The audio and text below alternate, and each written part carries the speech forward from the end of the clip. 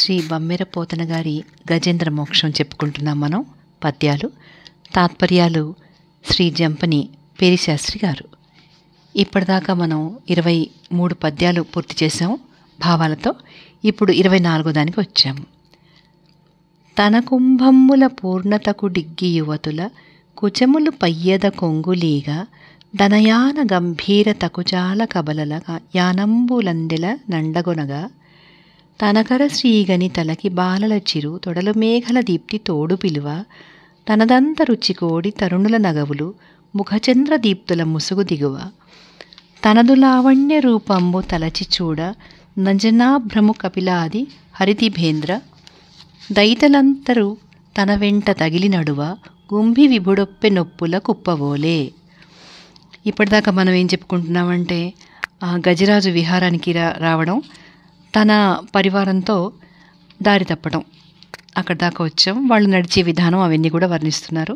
ఇప్పుడు ఆ గజరాజు తన కుంభముల యొక్క గబ్బితనమునకు సరిపోలమిచ్చే అతివలు సిగ్గుపడి పైట కొంగులతో తమను కప్పుకుంటున్నట్లుగా, కుంభస్థలాలను తన నడకకు తగినట్లుగా నడవాలి అనే అభిప్రాయంతో కాంతలు తమ కాళ్లకు అందెలు దాల్చారేమో అన్నట్లుండే నడక, తన తొండముల కాంతిని పోలకున్నందున అబలలు తమ తొడల కాంతి హెచ్చుటకై ఒడ్డాణములు దాల్చిరో అని చెప్పేటట్టుగా ఉన్న తొండాలు, తన దంతాల కాంతితో ఈడుగాకున్నందున అతివలు తమ చిరునవ్వుల కాంతిని తమ మోము చంద్రుల కాంతులతో జతపరిచారో అన్నట్లు చెప్పదగిన దంతాలను కలిగి అంజన మొదలైన దిగ్గజేంద్రుల అంగనలు తమ రూపలావణ్యాన్ని చూసి మోహించి తన ప్రియభర్తలను బాసి తనను వెంబడించుచున్నట్టు కల రూపలావణ్యం గలదై సౌందర్య రాశి అయి ఒప్పి ఉండెను అని చెప్తున్నారు.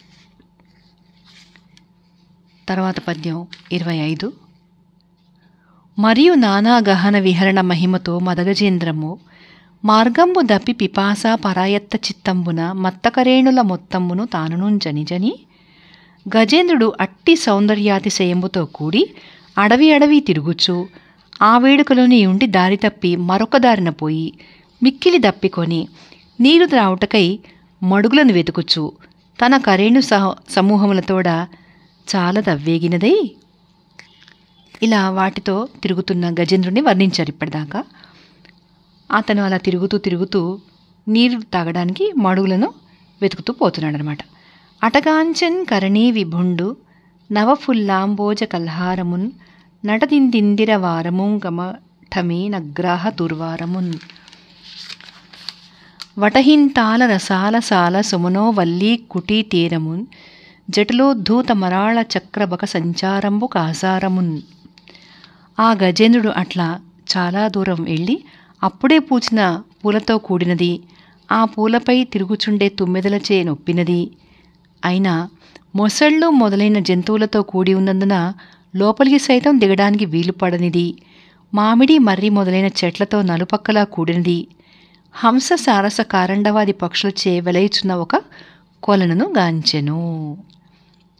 ఇట్లనన్య పురుష సంచారంబై నిష్కళంకంబైన యప్పం గజాకరంబు వడగని, అంటే ఆ అరణ్యంలో మనుష్య సంచారం లేమిచ్చే తేట నీటితో కూడినదై ఉన్న ఆ తామర కొలనుని చూచినదే ఆయను. అట్లు గజేంద్రుడు ఆ కొలను చూసి తర్వాత 28వ పద్యానికి వచ్చాం. 27, 28. తోయజ గంధంబు తోగిన చల్లని మెల్లని గాడ్పుల మేనులలర కమలనాళాహార విమలవాక్కల హంసరవములు శవుల పండువలు చేయ పుల్లదిందీవరాంభోరు హామోదంబు ఘ్రాణరంధ్రముల గారవింప నిర్మల కల్లోల నిర్గతాసారంబు వదన గహ్వరముల వాడుదేర్ప త్రిజగదభినవ సౌభాగ్య దీప్తమైన విభవమీక్షణములకును విందుసేయ నరిగి పంచేంద్రియ వ్యవహారములను మరచి మత్తేభయూధంబు మడుగుసొచ్చే. ఇక్కడి నుంచి మనకి అసలు కథ మొదలవుతుంది. ఆ తామర కొలను నుండి తామర పూల వాసనతో కూడి శైత్య సౌరభ మాంద్యములను 3 గుణములు గల గాలి వీచగా తమ దేహముల బడలిక తీరుట చేతను ఆ కోలకు నందలి తామర తూండ్లు మెసయింపుగా కూర్చున్న రాయంచుల కూతలు తమ చెవులకు ఇంపు కలిగించడం చేత ఆ కొలని అందలి తామర పువ్వుల సువాసన తమ ముక్కులకు కమ్మని వాసన కొట్టడం చేత తేటయైన అలలతో కూడా వచ్చడి తుంపరలు నోటికి రుచికరంపై ఉండడం చేత ఆ తామర కొలని యొక్క సొంపు ముల్లోకములకు కొత్తదై చూడ తనివి తీరకుండా ఉండడం చేత ఆ మదపుటేనుగుల గుంపు తమ పంచేంద్రియములకు కావలసిన శబ్ద స్పర్శ రూప రస గంధ గుణములు 5 కూడా ఆ కొలనుయందే ఉన్నాయి అని ఆ కొలనుని విడిచిపోవడానికి మనసు రాక దానిలో దిగాయి. ఆ గుంపు ఆ నీళ్ళలో దిగింది అని అర్థం. 29వ పద్యం. తొండంబుల పూరించుచు గండంబుల చల్లుకొనుచు గళగళ రవముల్ మెండుకొన పలుద కడుపులు నిండన్ వేదండ కోటి నీరుంద్రావెన్.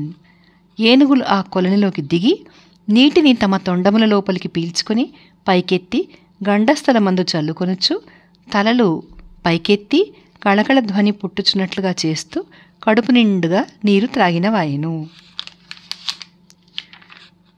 అప్పుడు ఇబలోక ఇంద్రుండు హస్తరంధ్రముల నీరెక్కించి పూరించి చెండభ మార్గంబునకెత్తి నిక్కి వడినుద్దాడించి పైజిమ్మిన రబటిన్నీరములోన వెల్లెగసిన క్రగ్రాహ పాఠీనముల్ నభమందాడెడు మీన కర్కాటకములన్ బట్టెన్ సురల్ మ్రాన్పడన్. ఆ ఏనుగుల రేడు ఆ కొలనియందు క్రీడ సల్పుచు తొండము నిండా నీళ్లు నిండించి పైకెత్తి ఆడించి ఆ నీటిని పైకెగజిమ్మగా ఆ వేగంచే తొండంలో నీటిలో నిండిన చేపలు ఎండ్రకాయలు కొర్రలు గజేంద్రుడికి వెరిచి శత్రువులకు వెరిచిన వారు గొప్ప పదవి అందున్న తమ వారిని ఆశ్రయించినట్లుగా ఆకాశంలోనున్న సింసుమార చక్రమందున్న మీనము కర్కాటకము అనే రాసులను పొందాయట.